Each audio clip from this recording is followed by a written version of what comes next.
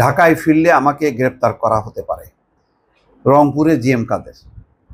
তাহলে আর ঢাকায় ফেরার দরকার কি, রংপুরেই থাকুক। যদি রংপুর নিরাপদ হয় জিএম কাদেরের জন্য, তাহলে রংপুরে থাকাই ভালো। এরকম অদ্ভুত ব্যাপার, মানে এইভাবে প্রকাশ্যে আনা ভালো। একটা আলোচনা এসছে জিএম কাদের, তিনি বলছেন যে তাকে ঢাকা থেকে একজন আজ ফোন করে বলেছেন তিনি ঢাকায় ফিরলে গ্রেপ্তার হতে পারেন। শনিবার সন্ধ্যায় জাতীয় পার্টির রংপুর মহানগর এবং জেলা কমিটি এবং সহযোগী সংগঠনগুলোর নেতা কর্মীদের নিয়ে ইফতার পরবর্তী এক আলোচনা সভায় জিএম কাদের এই আশঙ্কার কথা জানান। 4 দিনের সফরে শুক্রবার রংপুরে আসেন জিএম কাদের। জিএম কাদের বলছেন, আমাকে ঢাকা থেকে একজন আজ বলেছে, উনি কতটুকু রিলায়েবল জানি না, ঢাকায় গেলে আপনাকে অ্যারেস্ট করা হবে, আপনি বরং রংপুরে থাকেন। কেন রংপুরে মানে পুলিশ নাই?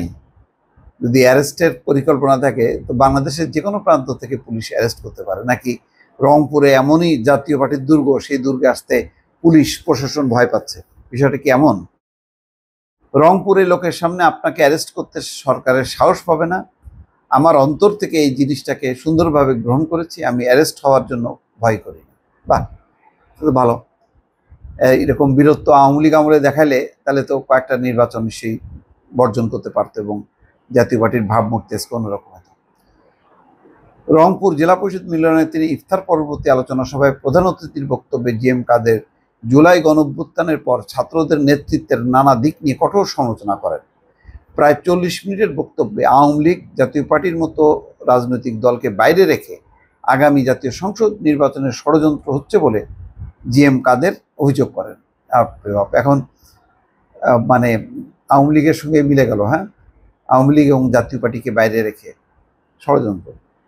জিএম কাদের বলছেন, ওনাদের মধ্যে, ছাত্রদের নতুন দলে, ওনাদের মধ্যে একটা সুন্দর বন্দোবস্ত চিন্তা করেছেন, আমরা একটা দল করব, সরকারের সুযোগ সুবিধা নিয়ে এই দলকে ক্ষমতায় আনতে হবে।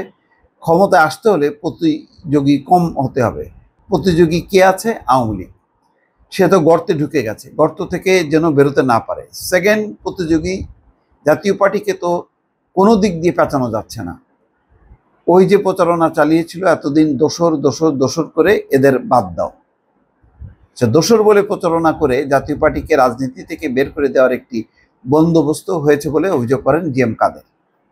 তিনি বলেন, সবাই জানে আন্দোলনে ওনারা জাতীয় পার্টি ছিল, তারপরও কেন আমাদের রাজনীতি করতে দেওয়া হচ্ছে না? আমাদের মিটিং মিছিল বাধা দেওয়া হবে, আমাদের পার্টি অফিসে হামলা করা হবে, আমাদের ইফতার মাহফিলে হামলা করা হবে। আমরা যেন জনগণের সঙ্গে বিচ্ছিন্ন হয়ে যাই, জনগণ যেন আমাদের ভুলে যায়, আমাদের নেতারা যেন হতাশ হয়ে যায়, এটাই ছিল উদ্দেশ্য। এখনও এই উদ্দেশ্য নিয়ে কাজ করছে তারা। কিন্তু ওই যে পদ বাণিজ্য এবং মনোনয়ন বাণিজ্য, এটা নিয়ে তো অনুসন্ধান করছে এবং তাদের কাছে, দুদকের কাছে কিছু তথ্য প্রমাণ আছে। এটা নিয়ে যদি তারা অগ্রসর হয় তখন কি হবে, এটার জবাব কি হবে? এবং সেটা যদি কনফিডেন্ট থাকে যে এই অভিযোগটা ফেস করতে পারবে, তাহলে ভালো, তাহলে আর ভয় কিসের? দর্শক ভালো থাকবেন, আল্লাহ হাফেজ।